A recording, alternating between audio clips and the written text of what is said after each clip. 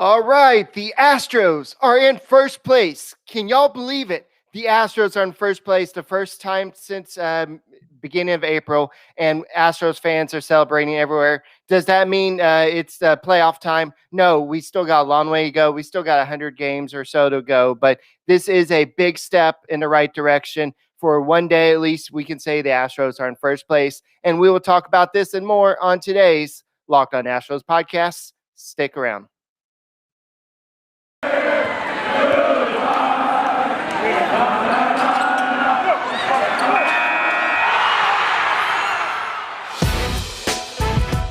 It's the Locked On Podcast Network, your team every day.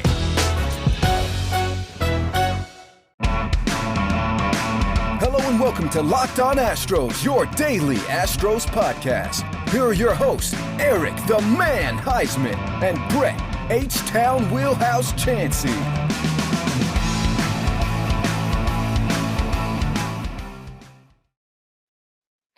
All righty, we are Locked On Houston Astros, and we hope that you join us for a daily Locked On Astros podcast. My name is Eric Heisman. You can find me on Twitter at Eric Talks Stros. You can find the show at Locked On Astros, your team every day. Brett wasn't able to make the show tonight, but I am super pumped about this, and it's super exciting. And hopefully, Brett and I will be going to watch the Sugarland Skeeters tomorrow. Super excited to see the brand new facilities, and we're going to have press passes. Hopefully we'll get to see some of the Astros of tomorrow, and I'm excited about this situation. But today's episode is brought to you by Locker Room, and it's download the app and join us tomorrow. Hopefully we'll be doing a live Locker Room from the Skeeters ballpark tomorrow. We'll be talking about the experience, and maybe we'll even have some of the ball players on there. Maybe we'll get to interview some of the players or something like that. So go ahead and subscribe, go download that, and you can follow us. And Locker Room is changing the way we talk sports. So the Astros did it. They finally, they win the series versus the A's. This is something that is not surprising that they won that series, but it's the fact that they did it again. Luis Garcia, he did not look super effective in this game. He looks like Chandler Rome said that he looked like he's not doesn't have the same velocity. And I wasn't able to watch the game. I saw bits and pieces of it, but he just looked like he didn't have the same velocity. But he's that Mr. Consistent. He's that guy who goes out there, will give you 5 innings, and he only gave up 3 hits, 2 runs, 2 walks, 7 strikeouts. And strikeouts are up this year, guys. We see all these guys throwing no-hitters, and it's a year of no-hitters. Strikeouts are up. I don't know if it's what they did with the baseballs, but there is something up. Strikeouts are going up, except if you're Houston Astros. It's almost like they know how not to strike out, and it's not because of this trash cans, because the Astros don't do that anymore. So let's stop with that whole trash can thing, and that's just a old thing and whatever. So Texas Sports TV said, "What up? We did it. We're back in first place." So after being in last place, hanging out with the homies up in Arlington, being in last place at one point this year, the Astros are back in first place. Yes, that could change tomorrow. That we all know that. We're not going to celebrate, start popping the champagne. That's not what we're doing here. We are just celebrating the fact that the Astros are now in first place again. Yes, it's only by half game. Yes, it could be only for one day, but this is a big movement. So Johnny says, and in all honesty, our Astros should have swept, but hey, a series win is a series win. Yeah, the Astros bullpen in the game 1, the wildness is starting to show, guys. It's starting to worry me. And what's happened to Stanek? He can't throw a strike anymore, and he had 2 walks today. And I know they loaded up the bases, but they didn't score any runs in that inning. And it just seems like I have all these flashbacks to Mitch the Wild Thing Williams, where he would load up the bases, and you would have to basically close your eyes, and you can't watch him pitch. But he's doing good. And so Steve Harden says they took care of business today for a series win. Yes, I agree with that. And then we have B is Compost Teaching. I don't think that's your official name. I know you are on Twitter, but are our walks up this year? I believe the walks are up in the bullpen. I'll have to look into that, but for sure, yes, walks are up, and it's a big issue. I know that Luis Garcia had to and Stanek had to. But we had Brooks Raley. Brooks Raley, after all the crap we talked about him earlier in the year, he has settled down. He's becoming that reliable reliever. Brian Abreu has got his 5th hold of the season. His ERA is all the way down to 3.52. What is up? I mean, this guy is being that consistent guy. He didn't have any strikeouts today. I know Raley had that. He gave up the earned run. He gave up 2 hits today. Yes, but that still kept the Astros in the game at that point. But yeah, I will talk about Straw in a second. Poor guy. I feel so bad for the guy. I mean, we should ask Siri what we should do with Myles Straw. I mean, Siri down in AAA, because I'm going to go talk to Siri tomorrow and say, hey, what should we do with Siri? So, not Siri, with Myles Straw. So, Ryan Presley, he came in and he had to get Stanek out of a big issue. So, Scrub had to come in and kind of get the game closed out today. But the Astros got the win. That's the main thing. And Raymond Guadagnon came in, and he was not a good one again today. It just seems like he just comes in whenever. But the Astros offense came out today, and they took care of business. And you had Michael Brantley get a hit. But the big story today, yesterday, it was Yuli Gurriel. Today, it was Martin Maldonado, and he came out with a double. He came up with that big homer, and he had 3 RBIs on day. Yes, he's still batting 157 and with an OPS of 516. Yeah, that's not good. Let's just say that's not good. Straw is he's on a little good streak recently, but yeah, he's still batting 236 with a 586 OPS. But the rest of the lineup is good. The rest of the lineup is good, folks. So Texas Sports TV says that Stanek is a player I was excited about. I hope he gets things back together. He was one of the most reliable relievers in the Astros bullpen. I don't know what's up with him recently. I hope he will figure things out. I think he will. I think there's maybe something wrong with him injury-wise. I'm not sure. There's got to be some reason why he goes from being Mr. Reliable to Mr. Oh, close my eyes every time I have to watch him pitch, because that's what he is right now. And there's a reason why the Astros brought him in, and he's supposed to be one of those reliable relievers. So, hi, Miss Nicole. And so let's take a look at Johnny. Johnny says, can Straw please start to take command in center field? I mean, come out and yell at the top of your lungs. I got it. Take control out there. I didn't see that play, but from what I read, it was not a good play. And Michael Brantley got in a little issue out there. And this is something, if this guy is supposed to be an elite defender out there, you've got to make those plays. And I know there's some worries about Jose Siri that he strikes out a lot, and he is a elite defender out there, but he strikes out a lot, and maybe he's not doing that in AAA, because AAA, they don't have the pitchers that they have in the major leagues. But I'm willing to take that chance. But I don't think the Astros are willing to give up on Myles Straw yet. But eventually, these miscues in the center field, it's going to catch up to the Astros. And I guess we're going to have to wait until that kind of comes up. So I know Byron Davis is saying, what's up for walks? I meant, are walks up for our batters? It seems like our guys are seeing the strike zone better. Oh, yeah. I think that our hitters are their strike zone judgment. I think if you look at Alex Bregman, he's always had that. I think I know that Alvarez didn't have a walk this year. I'll have to look at what the season totals are. I'll have to do this for next podcast. But yeah, I believe that a lot of the Astros hitters are walking a lot more this year because they're scared. They're really scared. Look at the OPS. Altuve's OPS is 837. Brantley is 814. Bregman is 890. Alvarez is 940. Gurriel is 966. Correa is creeping up at 764. Tucker is kind of teetering up and down between 764. And then you get to the bottom of the order with Straw and Maldi at 586 and 516. So yes, once you get past the top 7 hitters, you can breathe a little bit if you're facing the Astros. So speaking of which, let's talk a little bit about Wellfront. Wellfront is kind of like if you're talking about Wellfront can create a portfolio of globally diversified, low-cost index funds, personalized just for you in minutes.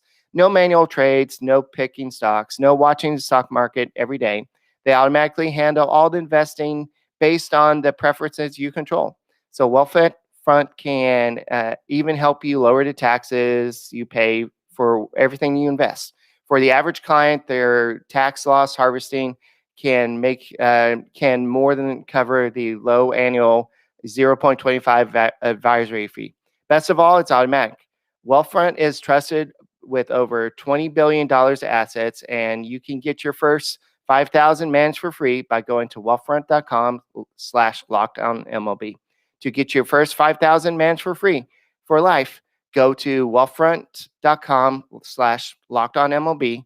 That's wealthfront.com/lockedonmlb to start growing your savings. Go to wealthfront.com/lockedonmlb and get started today. All right, so speaking of having a wealth of pitchers, I know that Luis Garcia is kind of that depth pitcher, but you see today why those are important. This is your fifth starter. This is a guy that I know he's kind of shaky right now, but he still has a 3.38 ERA.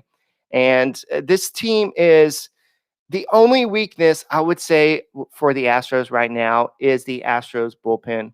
I see that Johnny's talking about Bregman had 3 hits. I believe he reached base 4 times. He did have a walk. And then you had Correa with 2 hits and Maldi with 2 hits, Altuve with 2 hits. And so there's just so much going on. Springer used to be my favorite. With him gone, I'm moving to Tucker. I want him to succeed, and he's figured things out. Yeah, I think Tucker is one of my most exciting players to kind of watch out for. He's that guy that can crush it, and he's also that guy that he can make those exciting plays. Not as exciting as George Springer made it, but this lineup is deep. And I know I keep on saying this, but it's just exciting to see the pitchers try to figure out, oh crap, how am I going to get through this lineup again? That's why you see these starters kind of struggle at the beginning and stuff like that. So I know Jay Roberts says that it's better that Stanek has a regression now than in September or maybe in October. So yeah, I see what you're saying. Maybe he struggles right now and figures out things. So if everybody's going to have their bad month, let's hopefully it's in May and not later. So I know that it was a miscommunication. That's why I was reading about it. He was afraid to get the ball and call Brantley. I don't say we put Alvarez in center field. I will not agree with that comment there. We do not want Alvarez in center field. We watched Lance Berkman play center field for years. I don't think we want to watch Alvarez out in center field, but that would be funny to see Alvarez out there. But I think that last resort, you'll see Chas McCormick play a lot more center field. But if you think about that, he is a corner outfielder. And if you're going to put him out there, if we're complaining about Straw's defense, then you're going to be complaining a lot more about Chas McCormick on an everyday basis. And Chas McCormick may be a better hitter long-term, but you're going to have to suffer with that. So, I know Biggio was in center field too. I know that you can kind of live with that, but they haven't even put Alvarez in left field, outfield first, before you talk about putting him in center field. That's what I'm saying. So let's see him in outfield. I know that he was supposed to play left field before series, but then Dusty Baker said his knees were a little bit sore. So let's see him in the center field first. So, I know that our bullpen, I'm going back and forth. Brett normally I'm ADD, so Brett kind of keeps me focused sometimes. But the bullpen, I think the Astros are going to have to address, because this bullpen is something that scares me for the playoffs. I'm not saying the Astros are deadlocked to make the playoffs, but can you imagine this bullpen in playoffs right now? Would you trust a lead? The Astros had to tack on 2 runs in the 9th inning just to feel safe in today's game. And they felt safe taking Andre Scrub out, Ryan Presley out and putting Scrub in, because they got those 2 runs. So I think the Astros will probably have to go out and get another reliever at the trade deadline. And yes, that may put them over the luxury tax threshold. And if you're going to do that, why don't you go out and get something else you need, maybe center fielder or something like that. So I think Jim Crane is going to have to really look himself in the mirror and say, okay, is this the last chance we have with this core of players? And do we want to just go ahead and pay this? So we'll learn a lot about Jim Crane and James Click this July, and we'll see what happens. So what else are we talking about? So Tucker in center field. Yeah, I don't think they want to put Tucker in center field. I think they're going to continue to give Myles Straw a chance, but at some point they're going to have to say enough is enough, and they're going to have to make a move there. So the bullpen, I think, is their biggest weakness right now. They're winning right now with Myles Straw struggling defensively. They're still finding a way to win right now. But the bullpen is the thing that's going to hurt the Astros down the stretch. You can't walk runners. You can't allow all these runners on base. The other day, Ryne Stanek was throwing, almost hitting batters. You can't do that when you're supposed to be the glue that holds the bullpen together. And Joe Smith, he didn't even pitch in this series. This is the guy the Astros are supposed to be counting on this year. Remember this veteran guy? He's supposed to be coming back. So the Astros do have a bullpen issue, and I know that Noli Paredes was supposed to be the answer coming back. So there's some. I think that Peter Solomon is a name. Johnny says we can give a minor leaguer a call up and give from AAA a chance. Tyler Ivey. Tyler Ivey is going to be making his major league debut tomorrow, and so that'll be interesting to see how he does versus Texas Rangers. I mean, they've been no hits. So maybe Tyler Ivey can do it. I don't think he's going to pitch that long because I think, if I remember correctly, I deleted my stats, but I believe he only pitched like 3 1/3 innings in his first start with the Skeeters. So I don't think that he's going to go more than 5 innings, if you were to ask me. And especially unless he goes all Ken Emmanuel on us or something like that. But I think that, Baker has no confidence in Joe Smith, and Texas Sports TV says Straw is too hesitant. I'd rather have somebody who's willing to dive and miss over a dude who is too hesitant to and scared to go after hard balls. I understand what you're saying. And if that's Jose Siri, then Siri needs to get the call. But the problem is there's no room on the 40-man roster at the moment. The Astros will have to make a move. I know that the Roberto Garcia doesn't really have a role on this roster right now. He doesn't really play a lot, so you can maybe designate him for assignment. And then if you need somebody, you have some other options down on AAA to call up. So the Astros have some options, but I think they want Siri to get some more AAA experience before they give him the call. And also, I mean, I don't think service time is an issue with a player like Siri. I don't think that they project him to be a Alvarez type player. Now, he could come up and shock the world, but I don't think they're worried about this guy could be another Chris Bryant, so we want to make sure we limit his service time. So I don't think that's what they're doing. I really think that they're concerned about his strikeout rate and just making contact. So yes, when he makes contact, the ball goes really far. And by the way, it seems like I can't think of the name real quick, but I'll talk about him in a second. But I lost my train of thought, so that's why I like having Brett on here. But I saw this note. The Astros have 5 hitters. Altuve batting .314, Brantley batting .307, Bregman batting .324, Alvarez batting .338, and Gurriel batting .333. Per Live Sports, this is the first time or the last time a team has as many as 5 players all qualifying for a batting title, batting over 300 this late in the season, was when the Houston Astros did it in when? Was in the 2017 season when the Astros went on to win the World Series. So, yes. Does that mean the Astros are cheating? No, I don't think the Astros are cheating. I just think that the Astros were always this good a team. Did they use trash can scheme back in 2017? Sure. Did it help them? Sure. Did it help them as much as they think they did? No, the Astros were a good team. And so the Astros offense has been nothing short of relentless. And they've scored 6.6 runs in the last 14 games. They're slashing 314, 315, 381, 509 with 22 homers in that span. And Jose Altuve is batting 400, 24 to 60 with 9 RBIs and 8 walks during that span. The Astros are just doing really good, and they are first place in the AL West at 26 and 18, and they are averaging 5.4 runs per game, which is the best in baseball. So eat that, haters. I know that's normally Brett's stick, but eat that, haters. The Astros are here to win. And I know before this series, I said the Astros were the A's were winning with smoke and mirrors.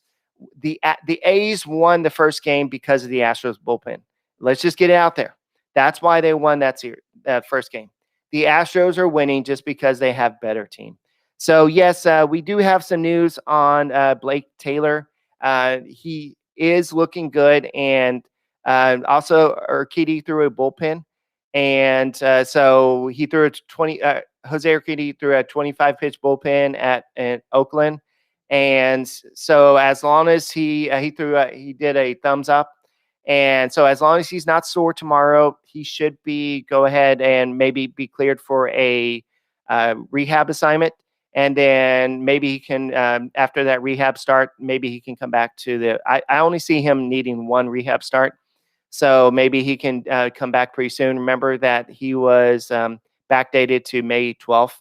And Blake Taylor may be soon set on a rehab assignment as well. He has not pitched since spraining his ankle on April 16th. And they said that he's looking great. And he could be set on a minor league assignment in the next couple of days. So Blake Taylor, I know that his stats aren't looking that great, but that is a left-handed reliever the Astros need.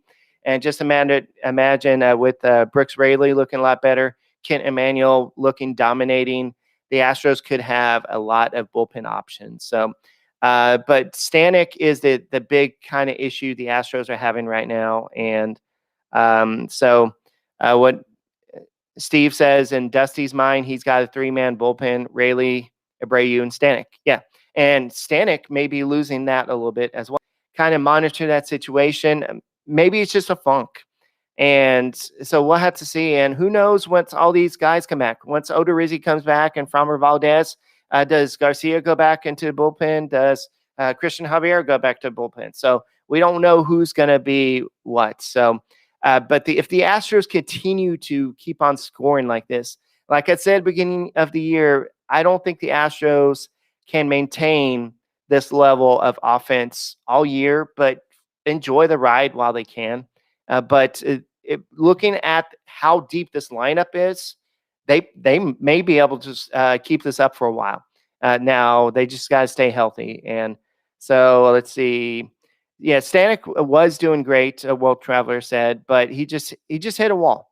And pitchers just hit a wall. Sometimes they just lose their form, and sometimes it just – let me just do that. I don't know. Sometimes they just kind of lose it, and then they just as soon as they lose it, like Brian Abreu is the perfect example. Sometimes he looks like he has no control. The next time he looks like he's totally dominating. Yeah, I was going to bring that up pretty soon. The Astros have scored. The Astros are 21-9 in the AL West. That's going to help you win the AL West if you do that. And speaking of which, Luis Garcia did throw 5 innings and allowed 3 hits, 2 earned runs, 2 walks, and 7 strikeouts. I'm trying to find a stat I had. Oh, by the way, this was the 11th game that the Astros have scored at least 8 runs this year. That's a lot. That's impressive. That just shows that how deep this Astros lineup is.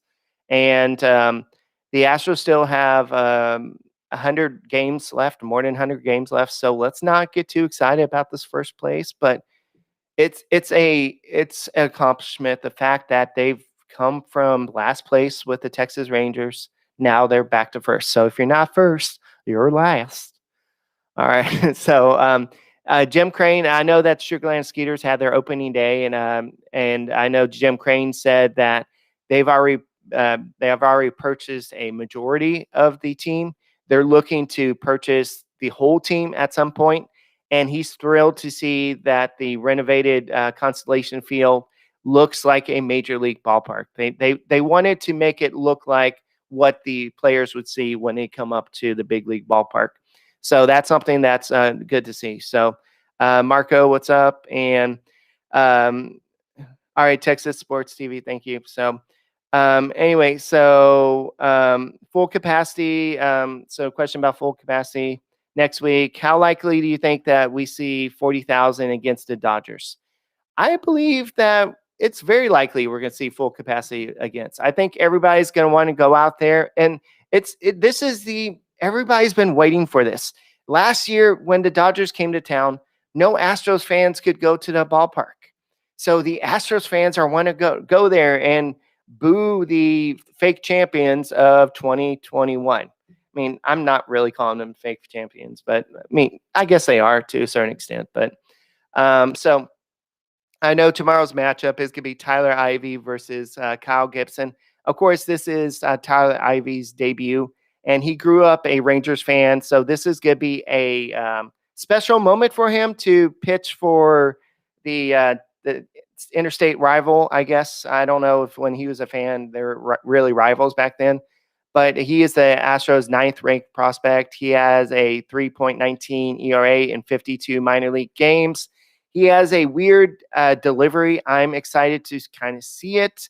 He has 2 games at AAA this year. He pitched. He has a 7.11 ERA and 6 1/3 innings pitched. While that's not sexy, let's see what this kid can do before we start worrying about it. Kyle Gibson on the season has a 3-0 record with a 2.32 ERA. He has 44 strikeouts, so he's going to make his second straight start against the Astros lineup. I know the Astros is batting 400 versus Gibson. He has a homer and gets him.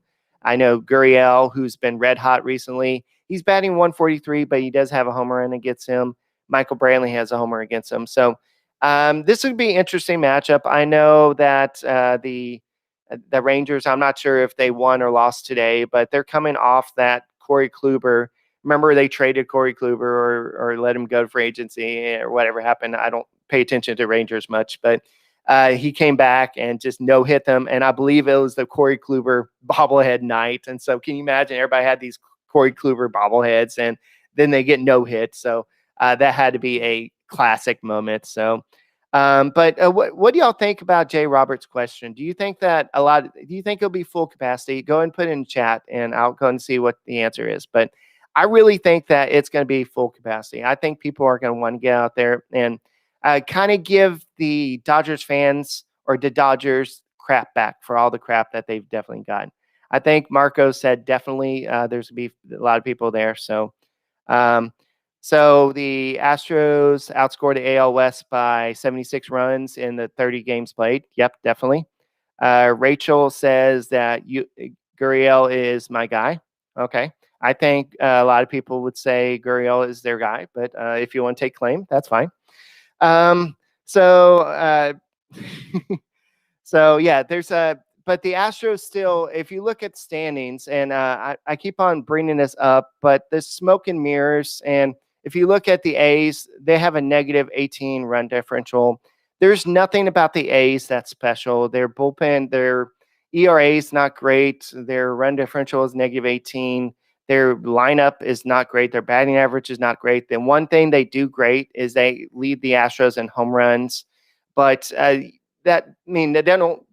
have more home runs than the Astros do. But I think they're doing it with smoke and mirrors. They may have a lot better luck than the Astros have this year, but that's going to run out eventually. So the Astros run differential is up to plus 66.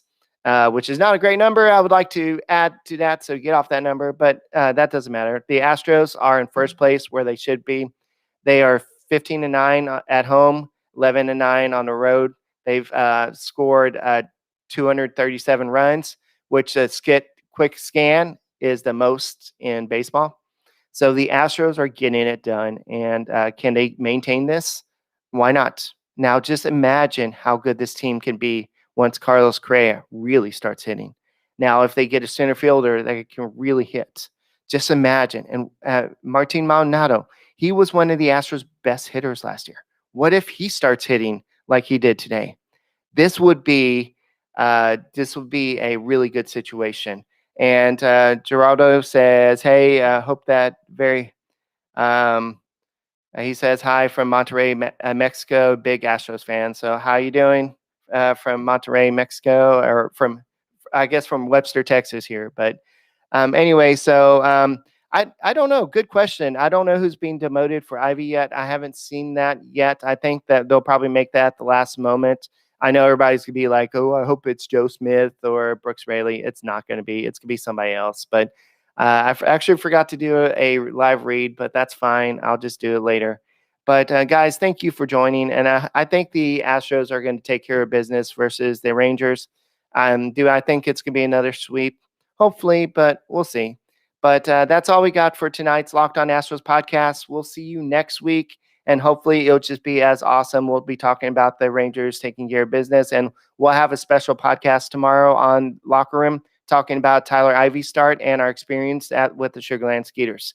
Get all the sports you need in under 20 minutes with the Locked On Today podcast. Host Peter Bukowski updates you with, if I can talk, updates you with all the latest news in every major sport with the help of the local experts. Follow the Locked On Today podcast on the Odyssey app or wherever you get your podcast. And thank you for listening. And hopefully I didn't do too bad a job going solo. And we'll talk to you next week on the Locked On Astros podcast.